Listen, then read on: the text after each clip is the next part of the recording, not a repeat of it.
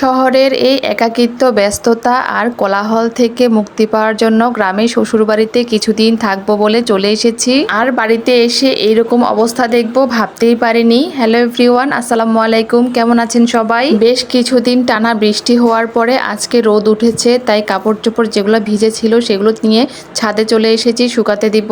বাড়িতে আসলে বৃষ্টি হলে যেমন ভালো লাগে, তেমনি রোদ উঠলেও ভালো লাগে, কারণ বৃষ্টি হলে চারপাশের প্রকৃতিগুলো আরো সুন্দর লাগে। আমার থেকে সবচেয়ে ভালো লাগে এই মিনি ছাদের এখানে বসে থাকতে। একদম ঠান্ডা পরিবেশ, চারপাশ থেকে বাতাস আসে। এখানে আসলে খুব সকাল সকাল ঘুম থেকে উঠে যায় আমার সাথে সাফওয়ানও।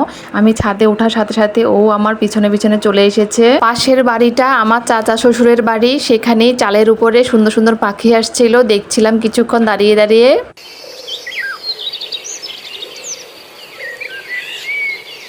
সকাল সকাল শাশুড়ি আম্মু তাল নিয়ে চলে এসেছে। পাশের এক বাড়িতে তাল গাছ আছে, সেখান থেকেই একদম গাছ পাকা তাল, কি সুন্দর রসগুলো বের করে নিয়েছে। এরপর একটা জালির সাহায্যে তালগুলো ছেঁকে নিবে যেন কোনো রকম আঁশ না থাকে। আমিও ওনাকে হেল্প করেছি এবং শিখেও নিয়েছি কিভাবে তালের রস বের করতে হয়। তালের রসটা বের করার সময় একটুকু পানি ইউজ করা হয়নি, কি সুন্দর ঘনত্ব হয়েছে আর কালারটা একবার দেখুন।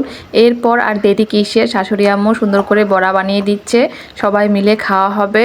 সবাই মিলে মানে বাড়িতে কেউ ছিল না, আমরা তিনজনই ছিলাম, সাফওয়ানের দাদি আর সাফওয়ান আর আমি, এই তিনজনই ছিলাম।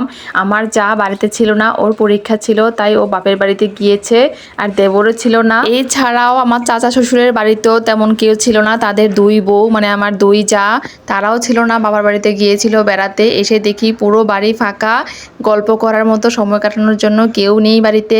মুরগি এত জোরে জোরে ডাকছে, এসে দেখি ডিম পেড়ে খাঁচা থেকে সে বের হয়ে গেছে, জানি কিভাবে, তাই ভাবলাম ওকে একটু খাবার দেই, এত কষ্ট করে ডিমটা দিয়েছে।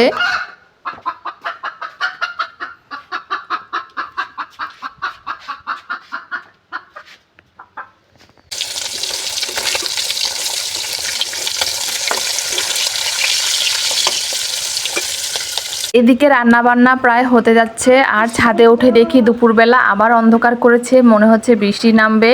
এখনকার যে ওয়েদারটা, এটা দেখতে বেশ ভালো লাগে, বেশ বাতাস ছিল। এই রান্না বান্নার আয়োজন যেদিন হয়েছিল সেদিন বাড়িতে অনেক মেহমান ছিল, খালা শাশুড়ি, মামি শাশুড়ি, সবাইকে দাওয়াত দেওয়া হয়েছিল, তাই অনেক আয়োজন করা হয়েছিল। সেদিন আর কোনো ভিডিও ক্লিপ নিতে পারিনি, তাই কি কি আয়োজন হয়েছে সেটাই আপনাদের সাথে শেয়ার করলাম। সেই দিনটা অনেক ব্যস্ততার মধ্যে কেটেছে, তাই কোনো ভিডিও ক্লিপ নিতে পারিনি, তাই আপনাদের সাথে শেয়ার করাও হয়নি। আর আমার শাশুড়ি আম্মু বৃষ্টির দিনে ছাদে রান্না করার জন্য একটা চুলা বানিয়েছে, তাই সেটাতে আজকে প্রথম রান্না করবে, তাই ভাবলাম আপনাদের সাথে শেয়ার করি। উপরে টিন দিয়ে চাল বানিয়ে তার এক পাশে অনেকগুলো লাকড়ি পাতা সব রেখে দিয়েছে সুন্দরভাবে রান্না করার জন্য। আজ এই পর্যন্ত। ভিডিওটি কেমন লেগেছে অবশ্যই জানাবেন। সবাই ভালো থাকবেন। আল্লাহ হাফেজ।